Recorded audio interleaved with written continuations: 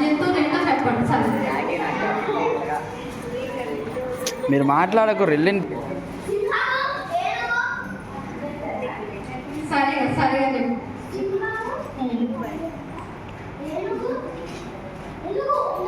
మంచి ఎలుగు బంటి. మార్కు సువార్త 10వ అధ్యాయము 25వ వచనంలో ఒక జంతువు. మార్కు సువార్త 10వ అధ్యాయం 25వ వచనం ఒక జంతువు. జంతువు ఏంటది? Very good very good Ritika, very good Ritika. Next అధ్యాయము 9వ వచనం ఎవరు చెప్తారో చూద్దాము. జకర్యా 5వ అధ్యాయము 9వ వచనము ఒక పక్షి. పక్షి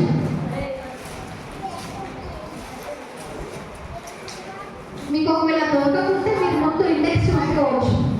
ఇండెక్స్ చూసుకొని దాన్ని బట్టి మీరు పేజ్ నెంబర్ వెళ్ళిపోవచ్చు. జకర్యా 5వ అధ్యాయం 9వ వచనం ఒక పక్షి.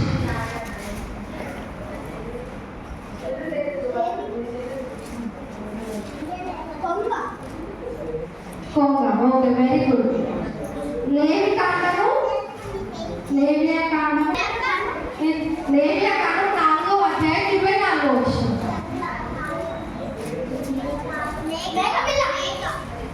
Very good very good.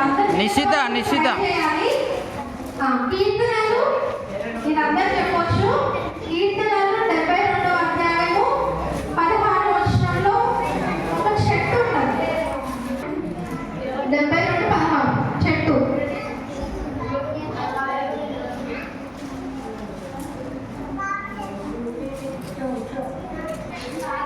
చెట్టు చెట్టు ఏం చెట్టు? చెట్టు. Very good. మార్కు సువార్త 15వ అధ్యాయము 20వ వచనంలో కలర్ ఉంటుంది. మార్కు సువార్త 15వ అధ్యాయము 20వ వచనంలో ఒక కలర్.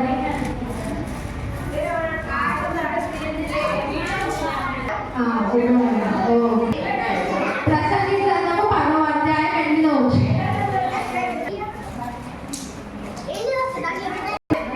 జంతువు జంతువు.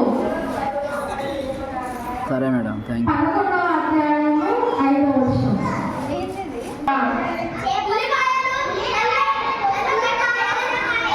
రితిక రితిక చెప్పింది ఫస్ట్. Very good. మొదటి కొరింథీయులు 16వ అధ్యాయము 19వ వచనము ఒక సంఘం వారు. 19వ వచనం. Very good. ఏ సంఘం అది? ఆసియా.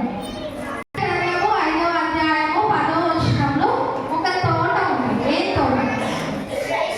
యెషయా గ్రంథము 5వ అధ్యాయము 10వ వచనం. Okay very good very good. అధ్యాయము 25వ వచనం. ఓకే 8వ అధ్యాయము 6వ వచనం. 2వ సమూయేలు 8వ అధ్యాయము 6వ వచనంలో ఒక దేశం ఉంటుంది. 2వ అధ్యాయము 4వ వచనంలో ఒక పండుగ ఉంటుంది. Very good. దేశకాండము 14వ అధ్యాయం 20వ వచనంలో బర్డ్స్ నేమ్స్ ఉంటాయి.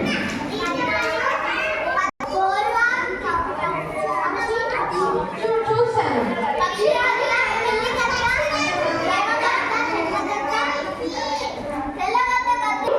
26వ అధ్యాయము 21వ వచనంలో ఒక వ్యక్తి ఉంటుంది. లాస్ట్ ఉంది. నేమ్ అడగాలి. Very good. Very good. ఎవరు చెప్పింది? అపోస్తుల కార్యములు 7వ అధ్యాయము 36వ వచనంలో ఒక సముద్రం ఉంటుంది. అపోస్తుల కార్యములు 7వ అధ్యాయము 36వ వచనంలో ఒక సముద్రం ఉంటుంది.